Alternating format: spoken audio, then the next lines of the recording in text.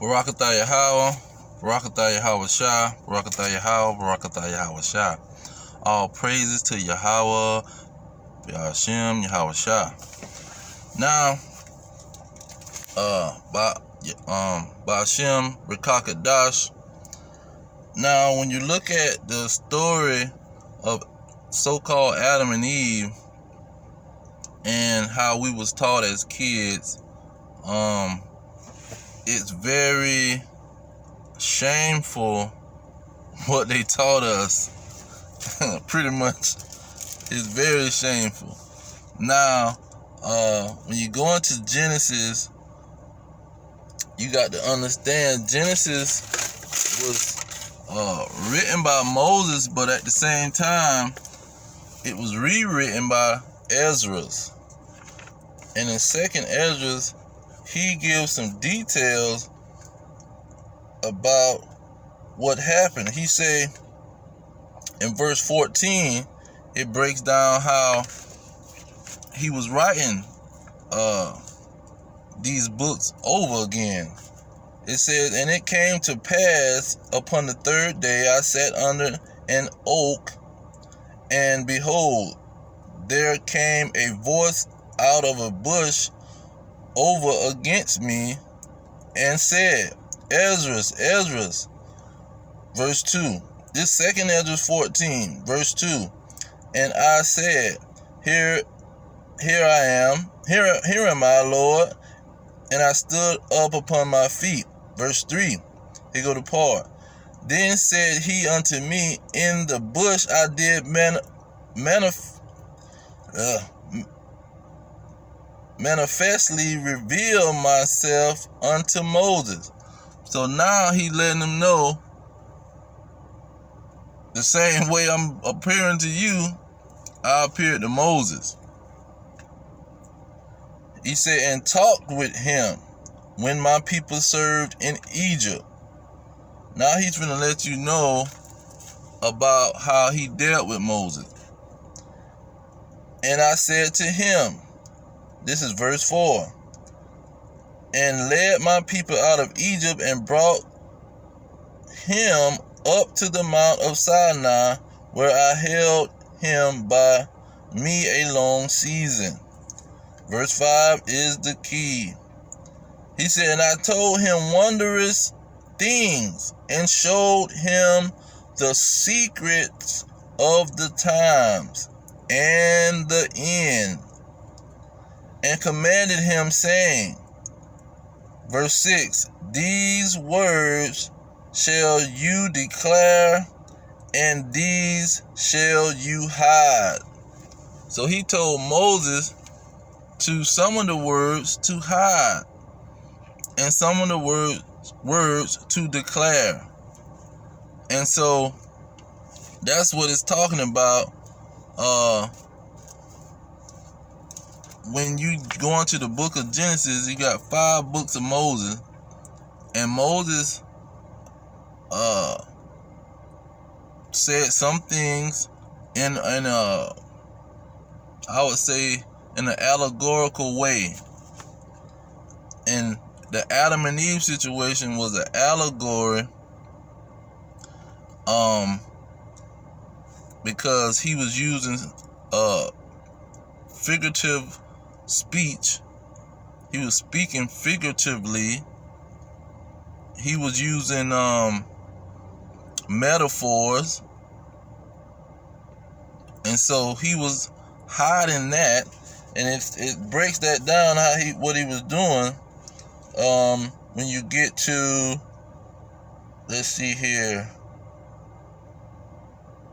When you get to the same chapter, Second Ezra, when you get to 26, he say, and when you have, this is what he's saying to Ezra now. After Ezra rewrite the whole operation. 26, he say, when thou hast done some things you publish, and some things you shall show secretly to the wise. Tomorrow this hour shall you begin to write. So some things only the wise would be able to understand and see, because he's saying show them. So only it would only be shown to the wise, this understanding. So when you go into Genesis, only the wise is going to understand, okay, this is not literal. This first part about Adam and Eve, this is not literal. This is a figurative situation. So when you go into the chapter 3, let's get into it. Chapter 3 of Genesis. And it really starts in chapter 2. Because he goes to talking to Adam. And so now we're not gonna start like these Christianity pastors. We gonna get a clear understanding when he's saying Adam, who is he talking about? Now let's get Genesis 5. Genesis 5 lay down the foundation of the whole Adam and Eve story. It said, this is the book, this verse 1 of Genesis 5. This is the book of the generations of Adam. In the day that God created man, in the likeness of God made him. In the likeness of God made he him. Verse 2, he say, male and female he created them, and blessed them, and called their name Adam. Their name. You see, that was the name of these females and males. They was a nation. See, like you had, he gave a name to Jacob. Jacob, father named him, father and mother named him Jacob. But God gave Jacob his name that he wanted them to be called, Israel. So in the same way, Adam and his the women and men of that nation was called Adam. And he didn't create them one at a time. See, that situation is that's fabricated. See, that's a fabrication, and they don't have no evidence for that. But the scriptures say he created male and female, he created them. Now when you go to let's see here, you got another precept for that. Genesis chapter 1 verse 27 say, God created man in his own image, and in the image of God created he him, man and female he created them. So it never jumped out there. But see, when they get into the real part, this is the part where they get lost. Where they say, it says, he put Adam in a deep sleep, and he took one of his ribs and clothed up the flesh instead thereof. And the rib which the Lord gave had taken from man, he made a woman and brought her to the man. And Adam said, this is now my bone of my bone and flesh of my flesh. She shall be called woman. Now that's a name. So he gonna name her again.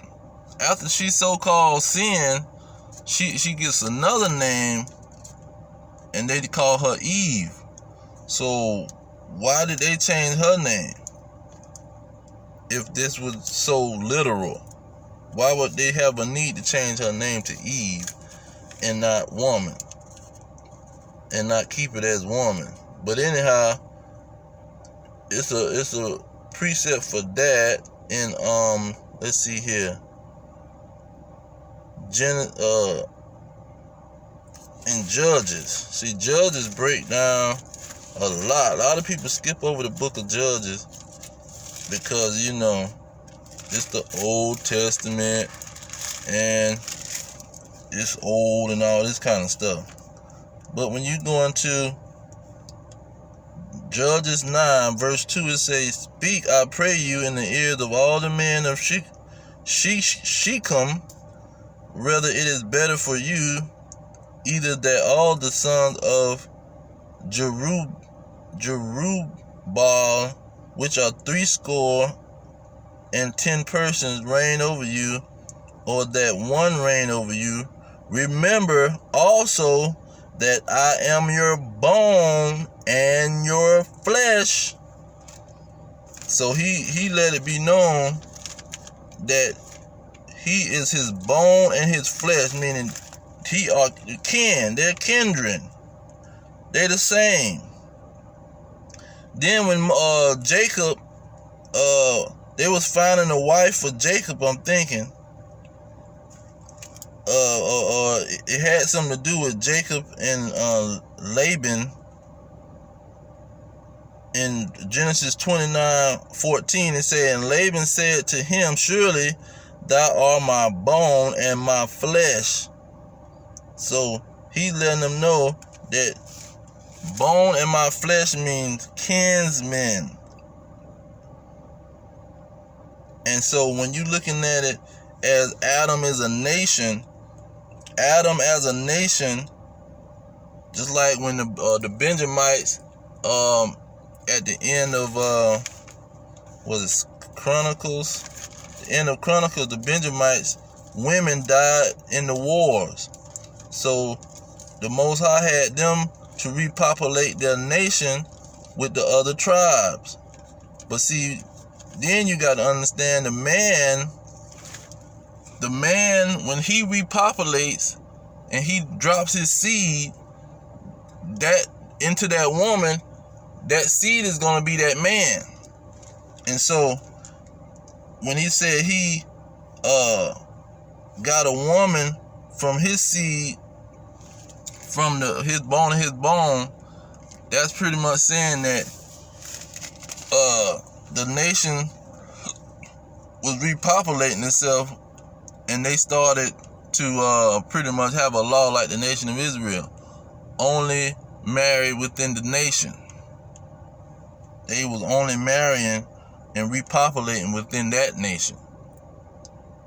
And that's when the problem comes into play, because you got them only repopulating with each other, and as the nation of Adam, and see the other nation, they want to step into the picture because they are around this nation. But just like the nation of Israel was around other nations, the nation of Israel started getting involved with these other nations and losing their identity and worshiping their false gods, because that's what this serpent thing is all about. The serpent, the two situations that popped off was the serpent and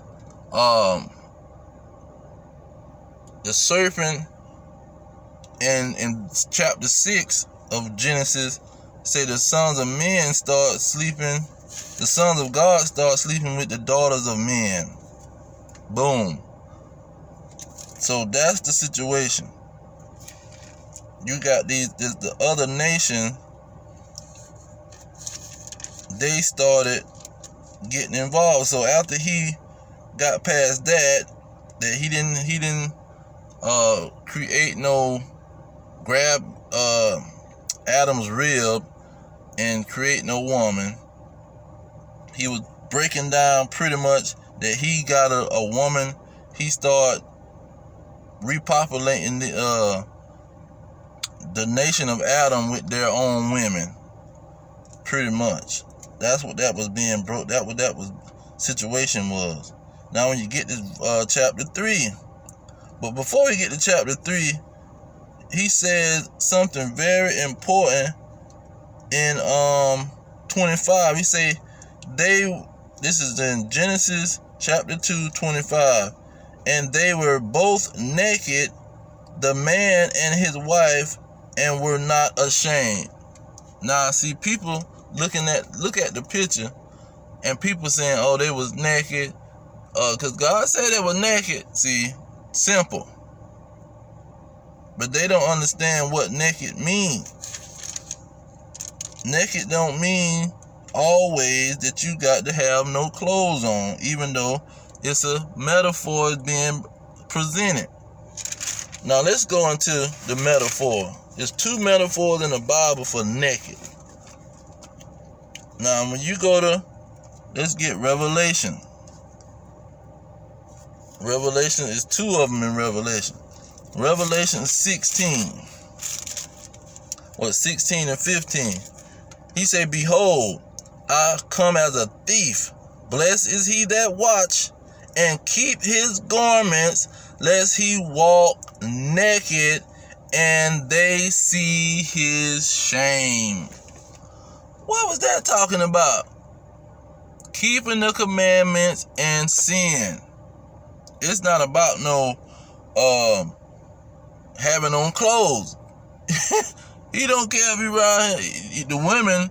That's a metaphor for the women, you know, because their main thing is to put clothes on and wear a dress. But for just in general sense, he's talking about sin and keeping the commandment. Keeping on the watch and keeping the commandments, doing the will of the Father. Because, you know, it's more deeper than that.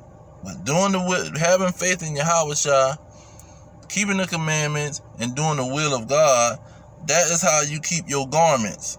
And if you don't, you will be naked. So that's what he say in Genesis 2:25. He say they were both naked, the man and the wife, and were not ashamed. Because when you go down, when you get to the, because see, they gonna say, well, he said it again, and they put on clothes. And no. That's not what happened. When you get to verse, because he asked the question, he asked him in verse 11 of 3 and 11, he said, who told you that you was naked? And has you eaten off the tree, of the tree whereof I commanded you that you shall not eat? You see, he as soon as he popped up on the scene, he told him, well, who told you you was naked, man? So when was they told that they was naked? He said he was looking for them. They was in the garden and he was looking for them. And okay, here it is. God asked him, who told you that you was naked? So in verse 6, chapter 3 and verse 6, it says about how the fruit that was coming from the tree that they ate from was good for food, pleasant to the eyes, desirable to make one wise. Verse 7 say, and the eyes of them both were open, and they knew that they were naked. See, they knew they were naked because they done ate off that tree. She said, she took the fruit thereof and did eat, and gave also to her husband with her. And then both of their eyes was open, and they knew that they were naked. They knew they was in sin. They hadn't ate from the tree. They broke the commandment. They was in sin. You see? Just like Revelation said. Now, guess what? I missed out on one of them. It's another metaphor about nakedness representing sin. Let's go to Lamentation, because this is coming closer to the present day. And what these dragons who told the lie, or who blind and can't understand our writings and how we talk. Lamentations 4:21-22. It says, O daughter of Edom, he said, thou shalt be drunken and shall make thyself naked. So these Edomites, these red dragons, the so-called white people, God said, I'm going to make y'all naked. And how is he going to do that? Verse 22, O daughter of Edom, he will discover your sins. So, naked don't mean no, you got no clothes on. And so when they say, let's go to the part where they were so-called putting on clothes, because people going to say, well, he said they were putting on clothes. Let's go to that part, because that's a clear operation. Okay, when you get to verse,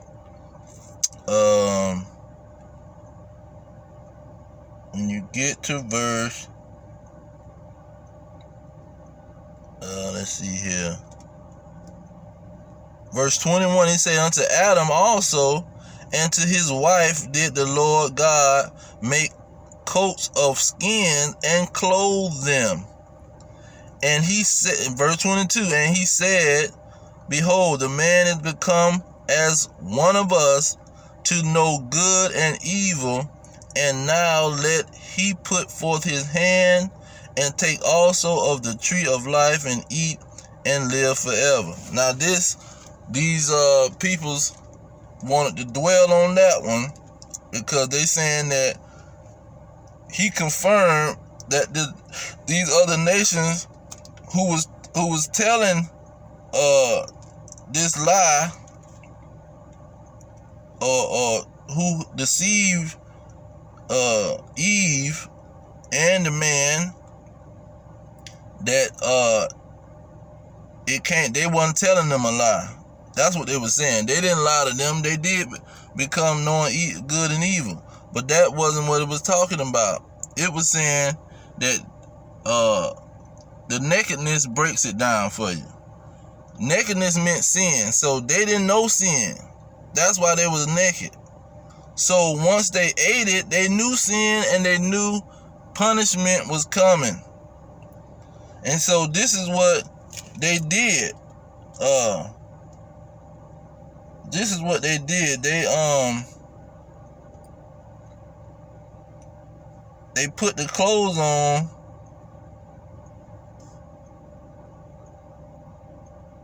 Now it talks about them hiding themselves. They hid themselves from the Most High. Where is it? Okay, here it is. He said, where are you? He said, where are you? He said in verse 10, 3 and 10, he said, and he said, I heard the voice in the garden, and I was afraid because I was naked and I hid myself. That's when he asked him, who told you you was naked? But see, that's because they was hiding themselves. That's what they did when they realized. They went to hiding themselves. But back to the point of where is it? They put the clothes on. The clothes was the punishment. The clothes was the two. They was clothed. That means you wasn't innocent anymore. Now you understand you have sinned. That's the coat of skin and clothed them. God clothed them because he gave both of them a punishment. He gave both of them a punishment. So, and at this point in verse 22, the punishment is already given. Because he told them, he said, cursed is the ground for thy sake. Now that he talking to the serpent. He cursed the other nation. Then he cursed the Adam, and he cursed Eve and said she would have to be ruled over by her husband and have birth pains. So he cursed them, or he punished them, and that was the coats of skin and the how he clothed them. Because now they know. So after he said that, he said, now they know. Now they done got punished. Now they like all of us. They know how God will punish your behind for going into sin. The thing was simple, man. But these people now, they wanna make it all. They wanna dig into it and go, oh, he said this, and the serpent wasn't lying. Say no, the serpent was lying, and it wasn't about a lie. See, that's what people don't understand. It really wasn't about a lie. It was about what God told them. Now let's see what he told them. What he told Adam. Is it verse 18? And it's about who the tree of knowledge and good and bad was. That's another thing. It's about who the tree of knowledge and good and bad was. Now let's go to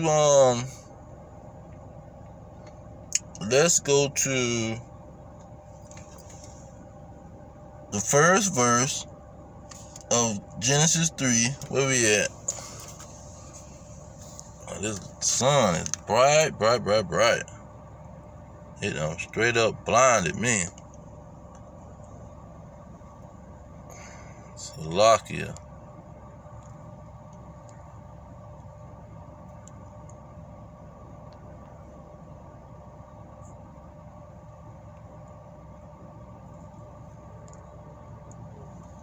Alright, we're gonna leave it there. But I'm gonna just break it down. The trees in the garden are people. Because when you go to Ezekiel 31, it talks about the trees envied Adam as a nation. You see, that's the other trees that was in the garden. And it was saying that the trees was great nations inside of the garden. So it was other nations inside of the garden, and it was other trees inside of the garden envying the tree or the nation of Adam. And the serpent was more subtle than the other beasts or the other nations that was in the garden, because it talks about men being as beasts.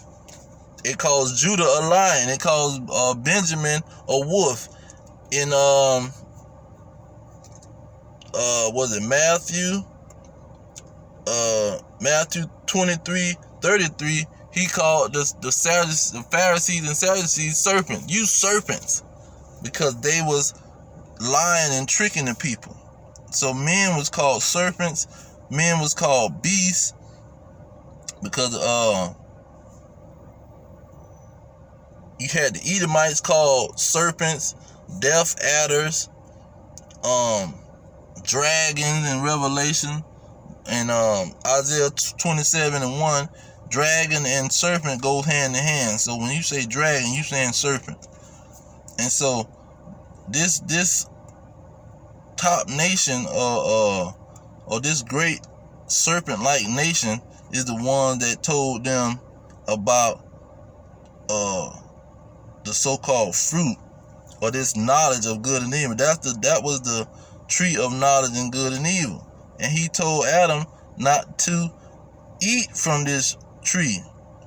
So that's where the sex part come in, where same like he told the nation of Israel, do not deal with these gods of the other nations or sleep with their women. Now Genesis 2:17. But of the tree of the knowledge of good and evil thou shalt not eat of it, for in the day that thou eatest thereof thou shalt surely die. You see? So that tree of the knowledge of good and evil, that tree was a nation. That tree was a great serpent-like nation that was in the garden. And he told them not to deal with that nation. But they went on and dealt with the nation, just like these Negroes today. He told us to don't trust the enemy, don't envy your oppressor, the so-called white man. But these coon Negroes, they going out and they doing it.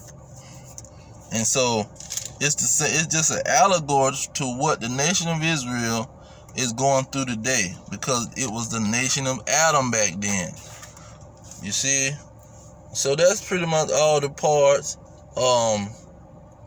where people don't understand that tree represents a man or a nation, and the nation or Adam was a nation. You see? And Eve was just the women of that nation.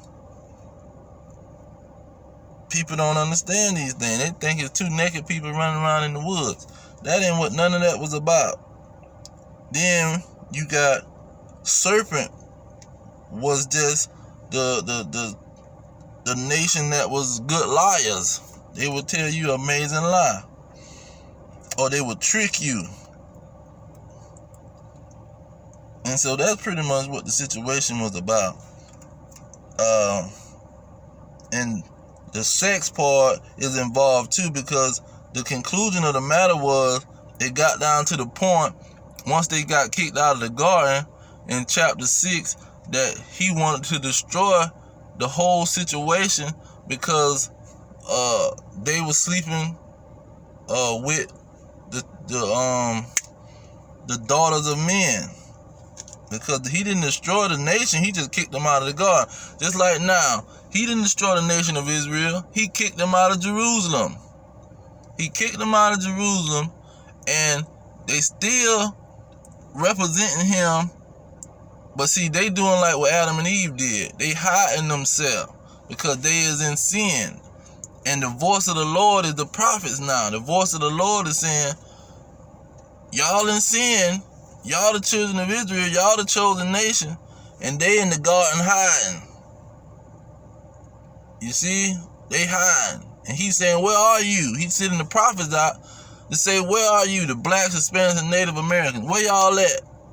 But see, they hiding themselves. Just like in John, the 3rd chapter, verse 20. He say they hate the light, so they don't want to come to the light to make their sin manifest. They don't want to come and show themselves because they know they naked, they in sin. And that's the whole situation. That's the allegory of the situation.